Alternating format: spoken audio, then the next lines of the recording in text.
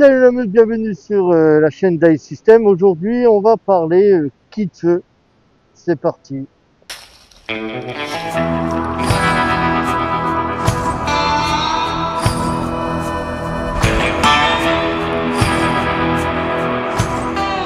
Dans cette vidéo, je vais vous détailler l'ensemble de mon kit feu, car à mon sens, dans l'univers du surréalisme, la compétence la plus importante à avoir, c'est la possibilité de faire un feu. Le feu va être en capacité de vous réchauffer pour traiter les problèmes d'hypothermie, de purifier votre eau, de cuire des aliments, de vous donner du réconfort, de la lumière, un élément indispensable dans l'univers du survivalisme. Le premier élément que je vais vous présenter, c'est le briquet-bic, hein, qui est à mon sens l'un des kits les plus répandus, les moins chers, les plus pratiques que l'on peut trouver sur le marché. Maintenant, le briquet-bic acheté comme tel présente beaucoup d'inconvénients et il va falloir opérer quelques transformations pour le rendre le plus efficace possible et on va en parler. L'un des premiers inconvénients que l'on peut trouver sur le briquet-bic va venir de sa protection en temps. Lorsque notre mobilité fine est atteinte ou lorsqu'on est muni de gants ACP, l'utilisation du briquet va être très compliquée. C'est pour ces raisons que je recommande à l'aide d'une petite pince ou d'un tournevis de retirer cette protection pour le rendre le plus pratique et plus facile à utiliser en toutes circonstances. Le deuxième inconvénient qu'on peut reprocher au briquet-bic va venir en fait de sa pédale d'actionnement, hein, qui accidentellement peut être actionnée, ce qui va libérer l'ensemble du gaz et rendre notre briquet inopérant. C'est pour cette raison que je recommande d'y mettre autour soit un élastique, ici simplement passer sous la pédale, de la corde choc, comme ici,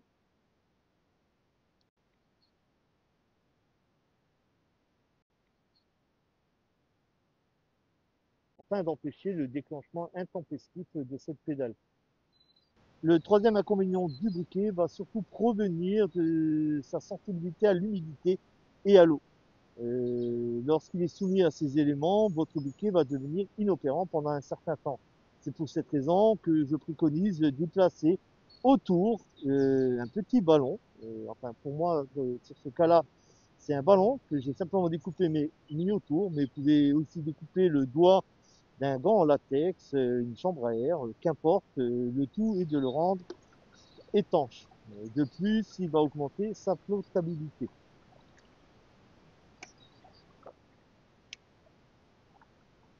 Le quatrième inconvénient du briquet va surtout provenir lors de températures négatives, hein.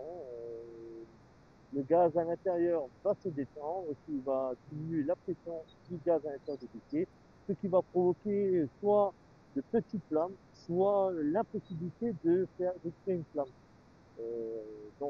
Lors de périodes hivernales, je vous conseille de pas le laisser à l'intérieur de votre sac, mais de le placer au plus près de votre corps pour que le gaz à l'intérieur se réchauffe. Maintenant, si vous avez suivi tous mes conseils concernant le briquet-bic, vous aurez un ustensile très PVEPP, très efficace dans quasi toutes les circonstances. Maintenant, vous n'êtes pas à l'abri que votre briquet subit un dysfonctionnement, hein. Il faut savoir que le briquet a aux alentours de 2000 à 3000 utilisations. Pour vous donner une chance supplémentaire, hein, de pouvoir activer un feu, je vous conseille de placer à l'intérieur de la petite chambre à air un morceau de coton imbibé d'un corps gras. Donc ça peut être de l'huile ou simplement de la baume à lèvres. Ainsi, vous allez augmenter, vous donner une chance supplémentaire de pouvoir activer un feu. Le deuxième élément de mon kit feu que je vais vous présenter, c'est simplement un briquet chalumeau. Alors pourquoi un briquet chalumeau? Eh bien, justement, lors de périodes venteuses très négatives, le briquet chalumeau, lui, ne va pas souffrir du dysfonctionnement que peut avoir le briquet pic. De plus, le briquet tempête va être en capacité d'initier un feu dans toutes les positions, contrairement au briquet brique, hein. On va pouvoir allumer un feu par le bas dans toutes les positions.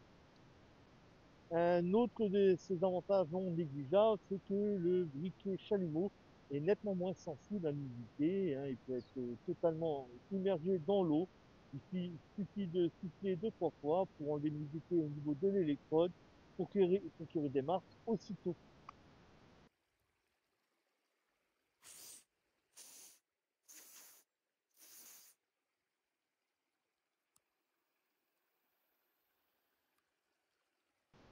Maintenant, l'électrode et son point négatif, hein. Il peut arriver, l'électrode, c'est le petit pitonnier au centre.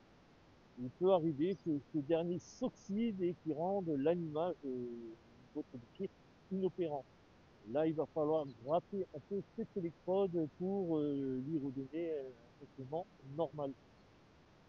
Un autre avantage du briquet chalumeau, en fait, c'est son pouvoir calorifique. La température de la flamme du briquet chalumeau est nettement supérieure au briquet bic, ce qui va lui offrir certains avantages, notamment le fait de pouvoir effectuer des soudures avec de l'étain, des réparations plus propres sur des plastiques et également allumer des matériaux qui sont impossible avec un briquet brique, notamment des matériaux qui sont humides ou mouillés. Bien que le briquet chalumeau offre de nombreux avantages, il offre également des inconvénients et son plus gros inconvénient est sa consommation en gaz.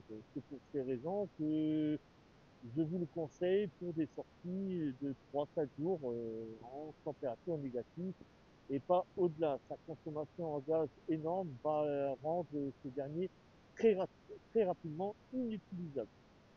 Je viens de vous présenter les deux principaux systèmes qui composent mes kits.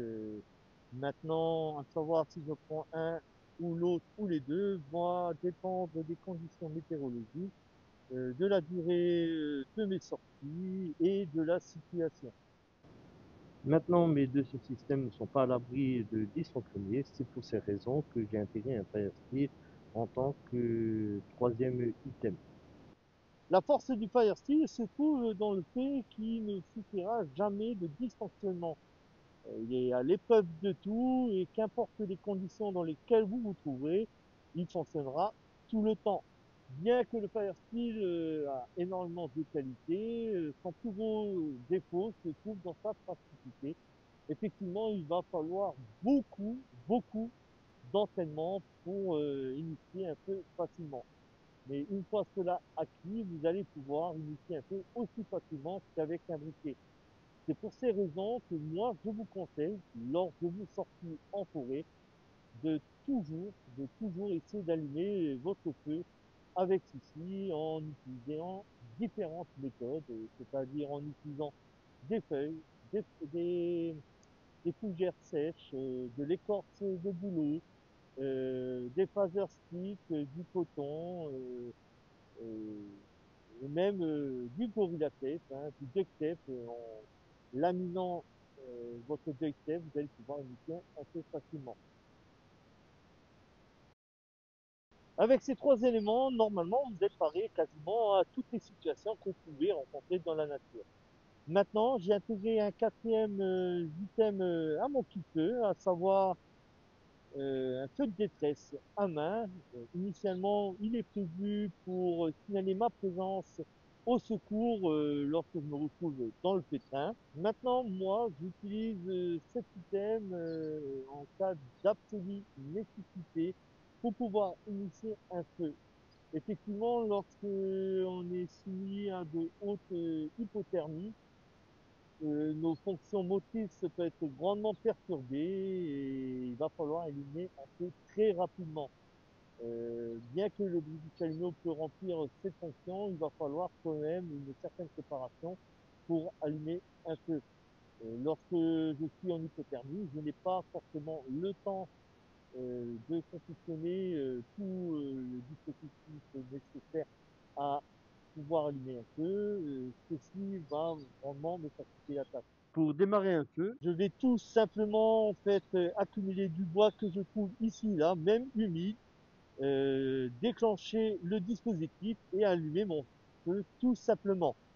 Pour pouvoir actionner ce système, rien de plus simple, il suffit de digiter ce système et de tirer sur la languette pour pouvoir actionner ce feu. Je vous ai présenté l'ensemble de mon kit feu, maintenant je vais vous parler d'initiateur de feu. Je vois beaucoup de systèmes ici et là, complexes, qui rajoutent du poids inutile. Moi j'aime bien la polyvalence des matériaux, c'est pour cela que tous mes systèmes sont munis de Gorilla Tape. Voilà, ce sont des systèmes qui sont hautement inflammables, qui vont vous procurer une flamme pendant plusieurs minutes, et même humide, ce système s'enflammera assez facilement.